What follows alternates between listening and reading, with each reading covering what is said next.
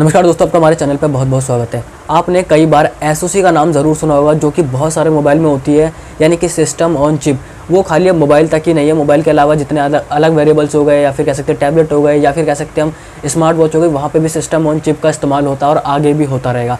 लेकिन यहाँ पे एक दिक्कत ये है कि जो मोबाइल में प्रोसेसर होता है, यानी कि जिसे हम CPU भी कहते हैं, तो क्या वो एसओसी हम उसे कह सकते हैं? क्योंकि बहुत सारे लोगों को कन्फ्यूज़न होती है कि जो एक एसओसी होती है मोबाइल में, उसे हम CPU कह सकते हैं, यानी कि हम उसे ही प्रोसेसर कहते हैं और दोनों एक जैसे सेम टर्म है।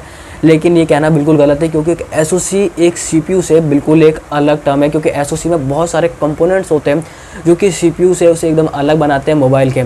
तो वो कैसे अलग बनाते हैं, आज की इस वीडियो में आपसे यही बात करने वाला। तो वीडियो के अंत तक देखते रहिए। चैनल पर नए हैं तो चैनल को सब्सक्राइब जरूर कर लीजिएगा। तो चलिए वीडियो को शुरू करते हैं। एक एसओसी को हम फुल फॉर्म कह सकते हैं कि इसकी सिस्टम ऑन चिप, और इसके नाम से बहुत पूरा इसका मतलब एक तरीके से निकल जाता है, यानी कि एक चिप होती है जिसमें पूरा सिस्टम ही होता है। क्योंकि आप लोग को जैसे पता है कि अब जैसे जैसे नई नई टेक्नोलॉजी आ रही है, सारे फ़ोन कॉम्पैक्ट हो रहे हैं, स्लिम हो रहे हैं, पतले हो रहे हैं, उसकी बैटरी रिमूवल नहीं है, तो वो कैसे पतले होते हैं, कैसे उसका स्पेस कम किया जाता है। तो सारे जितनी भी बड़ी बड़ी कंपनियां, वो उसी पे उनका ध्यान होता है कि जितने बड़े बड़े फ़ोन का डिज़ाइन होता है, उनका साइज़ जितना कम से कम हो सके उतना बढ़िया है। क्योंकि पहले आपने देखा होगा कि काफ़ी चौड़े फ़ोन आते थे, लेकिन अब बिल्कुल स्लिम फ़ोन आते हैं, कॉम्पैक्ट बिल्कुल फ़ोन आते हैं। वो किस लिए आते हैं? वो इसीलिए आते हैं क्योंकि एक एसओसी में, प्रोसेसर में बहुत सारे लाखों करोड़ों ट्रांजिस्टर का इस्तेमाल होता है। वो उनका साइज़ जितना छोटा होता चला जाएगा, वो उतनी ही जगह कम खाएंगे और उतना ही पावर एफिशिएंसी हो गई, या उसकी जो कह सकते हैं हम पावर हो गई प्रोसेसर की, वो उतनी ज़्यादा इंप्रूव होती चली जाएगी। अब लेकिन ये बिल्कुल अलग टर्म है, लेकिन मैं बात करने वाला हूँ एसओसी में। जैसा कि मैंने बताया कि एक एसओसी CPU से बिल्कुल अलग होता है। वो क्यों होता है? क्योंकि एसओसी और CPU जो है, एक CPU जिसे हम सेंट्रल प्रोसेसिंग यूनिट भी कहते हैं, और हम वैसे उसको प्रोसेसर कह सकते हैं, और एक पूरे मोबाइल का जिसे हम ब्रेन कह सकते हैं, क्योंकि वो पूरे फ़ोन को चलाता है ना। तो जो एक CPU होता है, वो एक एसओसी का ही पार्ट होता है, उसी की एक यूनिट होती है, और एसओसी में ही लगा होता है। पूरे सिस्टम ऑन चिप में CPU की भी जगह होती है, जिसमें अलग अलग कोर होते हैं। अब कोई पावर एफिशिएंसी के लिए कोर होता है, कोई अलग चीज़ों के लिए कोर होता है। तो कोर ये डिवाइड होते हैं, जैसे जैसे आप इस्तेमाल करते रहोगे तो वो कोर यूज़ में आते हैं। अब बात करते हैं एक एसओसी में कितने सारे जो है लगे रहते हैं प्रोसेसर, कौन कौन सी चीज़ें उसमें लगी होती है। तो एसओसी में भी एक अलग अलग प्रोसेसर लगे होते हैं। अब जैसे मैं बात करने वाला हूँ, CPU हो गया, GPU हो गया, ISP यानी कि इमेज सिग्नल प्रोसेसर हो गया, DSP हो गया, डिजिटल सिग्नल प्रोसेसर हो गया, NPU हो गया यानी कि न्यूरल पावर यूनिट हो गई, या फिर कह सकते हैं कि हम वीडियो इनकोडर डिकोडर हो गया, मॉडेम्स हो गया। ये सारी चीज़ें सिस्टम ऑन चिप में होती है। अब बात करते हैं CPU का काम क्या होता है। आपने कई बार देखा होगा कि जितने भी आप अपने फ़ोन में कमांड देते हो, इनपुट देते हो, वॉइस है, टच है, तो ये सब कैसे होता है? जितने अलग अलग ऑपरेटिंग सिस्टम के आपके कोड्स है, एप्लीकेशन के कोड्स है, वो कैसे रन होता है? वो सब CPU की वजह से रन होते हैं। तो CPU का बहुत ज़्यादा काम है। अब ये जैसे मैंने बताया कि अलग अलग कोर होते हैं, इसमें कोई पावर एफिशिएंसी के लिए कोर होता है, कोई अलग कोर होता है। आप कोई हाई एंड गेम खेल रहे हो, अब उसमें ज़्यादा पावर एफिशिएंसी वाले कोर की ज़रूरत है, तो वो कोर CPU से होते हैं, और वो वहीं पे इस्तेमाल होते हैं, वहीं पे उनका यूज़ होता है। अलग अलग कोड्स रन करते हैं, एप्लीकेशंस के भी, ऑपरेटिंग सिस्टम के भी कोड CPU के ही तहत कह सकते हैं कि रन होते हैं।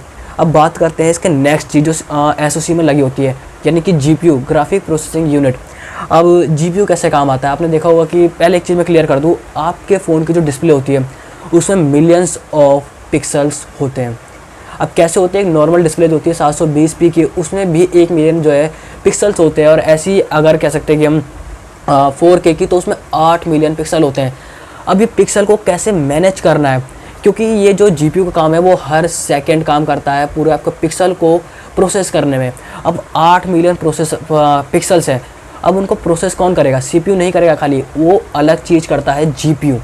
अब GPU हुई, आप कोई गेम खेलते हो, आपने देखा होगा कभी कि आप जब गेम खेलते हो, कोई सा गेम खेलते हो, तो क्या कहते हैं कि जैसे आप रेसिंग गेम खेल रहे हो कोई, है ना, तो जैसे आप गाड़ी चला रहे हो, तो अगर पेड़ बनते हुए देखते हो, सामने बिल्डिंग्स बनते हुए देखते हो, तो अगर वो सामने आप बनते हुए देख रहे हो, तो आपका GPU कमज़ोर है, आपका पावर बिल्कुल नहीं है GPU में। लेकिन अगर वो पहले से ही बनते बिल्कुल पहले बन चुके और आप आराम से चलाते जा रहे हो, ठीक है भाई, बढ़िया सा गेम चल रहा है, तो वो GPU आपका पावरफुल है, बिल्कुल अच्छे से काम कर रहा है। आपकी GPU की पावर बहुत ही ज़्यादा है। आपके जितने भी एनिमेशन हो गए, जितने भी ट्रांजिशन हो गए, सब GPU ही करता है। आपके इतने सारे पिक्सल को मैनेज करता है वो GPU करता है, पर सेकंड उसे प्रोसेस करता है, इतने सारे पिक्सल को वो सब GPU ही करता है। और ये GPU का काम होता है, जो एक सिस्टम ऑन चिप में ही लगा होता है। अब नेक्स्ट इसके बात करते हैं कि CPU हो गया, GPU हो गया, अब है इमेज सिग्नल प्रोसेसर यानी कि ISP। जब भी हम कोई स्मार्टफोन लेने जाते हैं तो हम उसको कैमरे से ज़रूर नापते हैं कि कितने मेगापिक्सल का कैमरा है। हाँ भाई, हम फ़ोन निकालते हैं, फ़ोटो खींचते हैं कि फ़ोटो अच्छी आ गई, कैमरा अच्छा है। तो लेकिन क्या ये इतना सिंपल है? क्या नहीं। फ़ोटो खींचने के पीछे बहुत सारी चीज़ें जो है काम करती है। जब भी आप एक इमेज सिग्नल प्रोसेसर कैसे काम करता है, जब आप कोई फ़ोटो को खींचते हो तो वो फ़ोटो तो खिंच जाती है, इमेज सेंसर के थ्रू खिंच जाती है और वो जो है इन्फॉर्मेशन भेजता है आईएसपी को, और वो आईएसपी प्रोसेस करता है। कैसे करता है, आपकी फ़ोटो को शार्पनिंग करना, या फिर कह सकते हैं फोकस कर सकते हैं, नाइट मोड हो गया, नॉइस रिडक्शन हो गया, ये सब काम करता है आईएसपी। उसका जो पोस्ट कहते हैं कि जो फोटो हो जाती है उसके बाद का जो काम होता है वो सारा आईएसपी करता है। डिजिटल इन्फॉर्मेशन को आपके फ़ोटो में सेव करता है, जिसे आप अच्छी तरीके से देख सकते हो, आपके देखने लायक इन्फॉर्मेशन में सेव करता है। तो एक अच्छी फ़ोटो आना इमेज सिग्नल प्रोसेसर का ही काम होता है, और बहुत अच्छी फ़ोटो आना आपका इमेज सिग्नल प्रोसेसर को तगड़ा दिखाता है, यानी कि बहुत पावरफुल है। और ये जितने टाइम आता रहेगा ये और भी चीज़ें इंप्रूव होती रहेगी और पावरफुल ये सारे प्रोसेसर होते रहेंगे और बहुत सारा बदलाव आता रहेगा।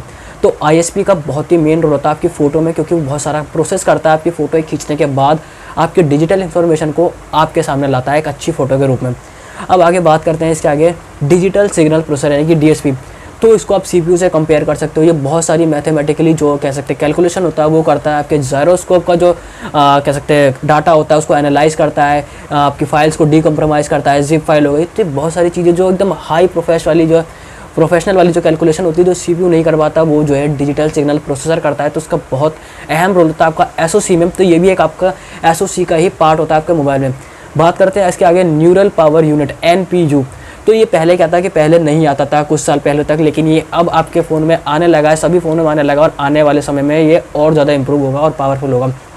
कैसे होगा, आपने देखा होगा कि एआई जो आर्टिफिशियल इंटेलिजेंस होता है उस टेक्नोलॉजी का यूज़ होता है सभी मोबाइल में। आप कोई फ़ोटो खींचते हो तो आपने देखा होगा कि वो ऑटोमेटिकली फोकस हो जाता है, ब्लर हो जाता है, सब एआई उसका एक ऑप्शन भी होता है कैमरे में, आपने देखा होगा।